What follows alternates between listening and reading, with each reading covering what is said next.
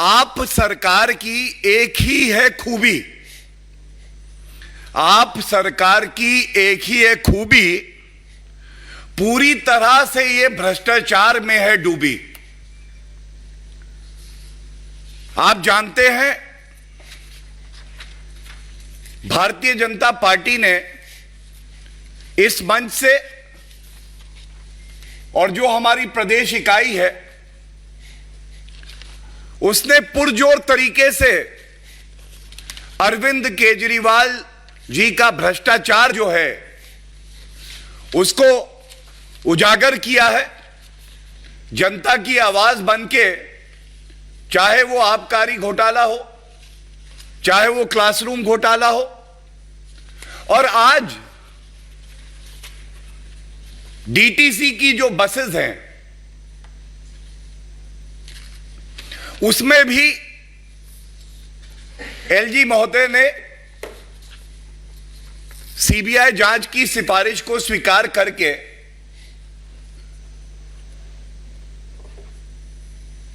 आगे बढ़ाया है। मैं सबसे पहले यह घोटाला है क्या, क्या अनियमितताएं पाई गई हैं और इन भ्रष्टाचारियों का मोडस ऑपरेंडी क्या रहता है, यह बताने का प्रयास करूंगा। दिल्ली की जनता सोच रही है कि आप अरविंद केजरीवाल जी का कोई भी मंत्रालय उठाइए तो उसमें भ्रष्टाचार मिलेगा, वसूली मिलेगी। Tailor making of contracts and tenders,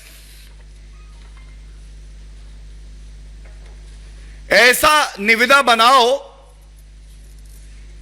कि जो हमारे चहेते मित्र हैं, जो गुलाबी गड्डियां अरविंद केजरीवाल की तिजोरी में वापस दे सके जनता के रुपए की, उन्हीं को टेंडर मिले। जो तथ्य सामने आए हैं, सबसे पहले शुरुआत करूंगा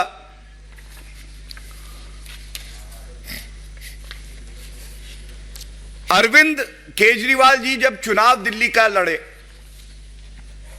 तो इनकी 10 गारंटी थी।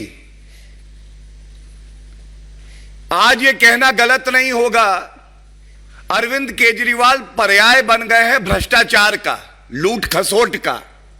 और एक गारंटी है, अरविंद केजरीवाल है तो भ्रष्टाचार है। कहते थे कि दिल्ली में 11,000 से ज्यादा डीटीसी बस देंगे।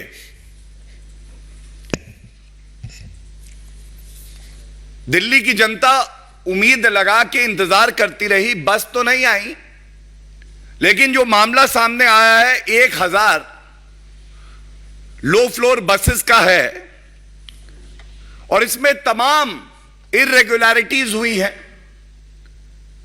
यह पहली बार देखा गया ट्रांसपोर्ट मिनिस्टर कैलाश गहलोत, इनको बोर्ड का चेयरमैन बना दिया, जो एक अधिकारी होता था। अब पूछा जाएगा यह क्यों हुआ? सुविधा के लिए होता है यह।